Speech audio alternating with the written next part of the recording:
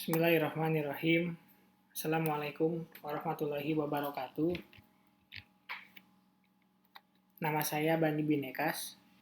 Kita akan membahas materi berikutnya di mata kuliah akuntansi biaya, yaitu departementalisasi BOP. Sebelum kita masuk materi departementalisasi BOP, kita akan mereview dulu sedikit tentang materi yang sudah kita pelajari. Di 3 pertemuan yang lalu, kalian sudah belajar tentang dasar-dasar cost counting, yaitu kalian mempelajari manufacturing cost dan non-manufacturing cost. Kalau misalkan kita berbicara tentang manufacturing cost, ada 3 komponennya. Yang pertama adalah direct material atau bahan baku langsung. Di dalamnya terdiri dari 2 transaksi. Yang pertama pada saat beli, di mana kita jurnal direct material terhadap cash atau accounts payable jika kita melakukan pembelian secara kredit. Kemudian transaksi yang kedua yaitu pakai, ya, atau pakai. Kalau DM-nya di debit, ketika kita pakai DM-nya berkurang. Jadi DM di sebelah kredit. Kemudian di debitnya kita tulis work in process. Kemudian yang kedua, manufacturing cost adalah direct labor atau tenaga kerja langsung. Ada 3 transaksi di dalam direct labor. Yang pertama yaitu pengakuan, yang kita jurnal di sebelah debitnya adalah payroll, kemudian di sebelah kreditnya salaries and wage payable. Setelah kita akui, kita lakukan pembayaran. Jurnalnya salaries and wage payable terhadap cash. Kemudian yang ketiga yaitu pendistribusian. Nanti di dalam pendistribusian itu akan dipisahkan mana yang termasuk direct labor atau tenaga kerja langsung, mana yang masuk indirect labor atau biaya tenaga kerja tidak langsung, dan mana yang masuk ke dalam selling and administrative expense. Adapun jurnalnya, di sebelah debit work in process, kemudian factory overhead, kemudian selling and administrative expense.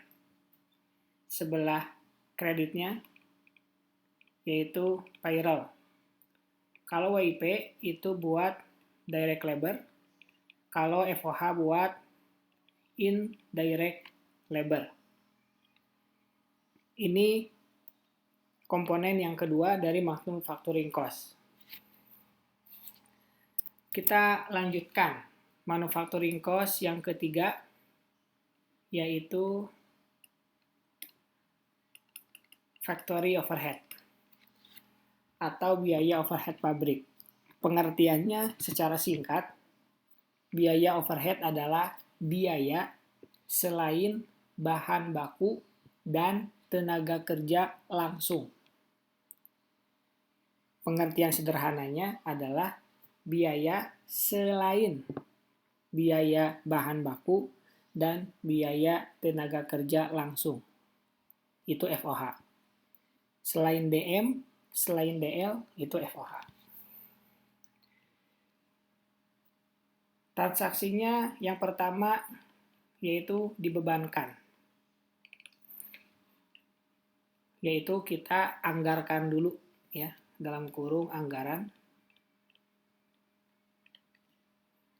Jurnalnya adalah factory overhead ke various account ya. Nanti di sana ada banyak jurnalnya, akumulasi depresiasi dan lain sebagainya. Kemudian yang kedua yaitu BOP sesungguhnya. Jurnalnya adalah work in process dan applied FOH di sebelah kredit. Kemudian yang ketiga kita akan catat selisih.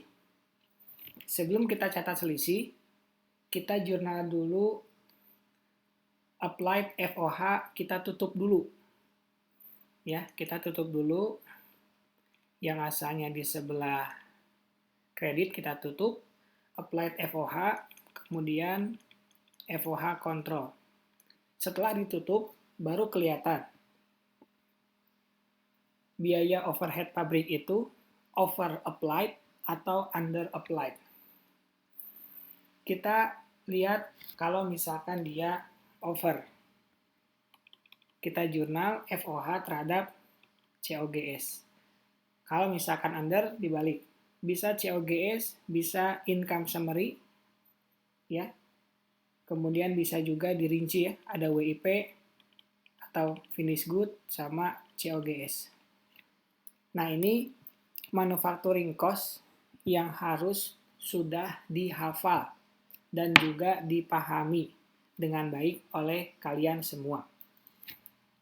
Oke, kita lanjut ke materi kita yaitu tentang departementalisasi BOP. Dulu, ketika kita akan membuat atau menghitung BOP sesungguhnya, kita harus menetapkan berapa atau menetapkan tarif yang harus kita tentukan atau dasar tarif yang harus kita pilih berdasarkan aktivitas yang paling banyak atau pemicunya dan lain sebagainya. Kita lihat apa pengertian departementalisasi dulu sebelum kita melanjutkan pembahasan yang tadi. Departementalisasi yaitu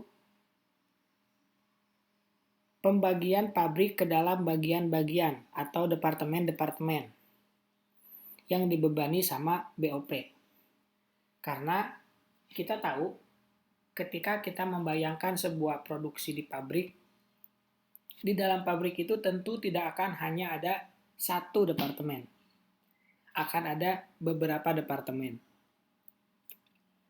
Karena ada beberapa departemen, tentu kita harus menghitung BOP berdasarkan aktivitas yang ada di departemen tersebut.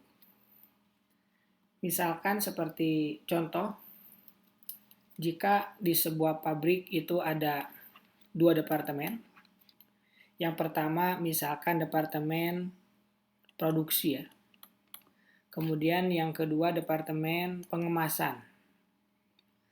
Nanti kita tidak boleh menetapkan tarif BOP dengan bebannya itu sama antara produksi dengan pengemasan. Karena misalkan produksi di dalamnya itu lebih banyak menggunakan mesin. Sedangkan di pengemasan banyak menggunakan orang. Ketika kita akan menghitung tarif BOP, maka harus menggunakan jam mesin, jangan menggunakan orang. Nah, itu yang menjadi masalah. Tidak mungkin kita membuat tarif BOP itu semuanya dengan mesin untuk semua departemen. Karena pemicu dari setiap departemen itu berbeda-beda. Produksi banyaknya mesin. Berarti yang paling bagus atau yang paling tepat adalah dengan mesin. Begitupun dengan pengemasan. Karena banyaknya misalkan di sana tenaga kerja orang atau manusia, maka jam kerja langsung. Atau biaya tenaga kerja.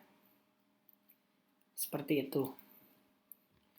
Itulah kenapa perlu dibutuhkan departementalisasi. Karena tarif BOP tunggal itu tidak mungkin dimasukkan ke semua departemen. Jadi, dibutuhkanlah departementalisasi. Seperti itu ya. Sekali lagi, kenapa harus ada departementalisasi? Yang pertama, alasannya adalah karena di satu pabrik atau di suatu perusahaan manufaktur itu terdiri dari beberapa departemen yang berbeda fungsi dan tugasnya. Itu alasan yang pertama.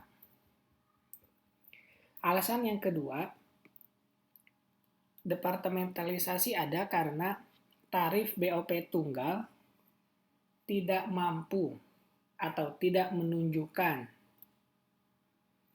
pemicu di setiap departemen. Karena setiap departemen itu berbeda.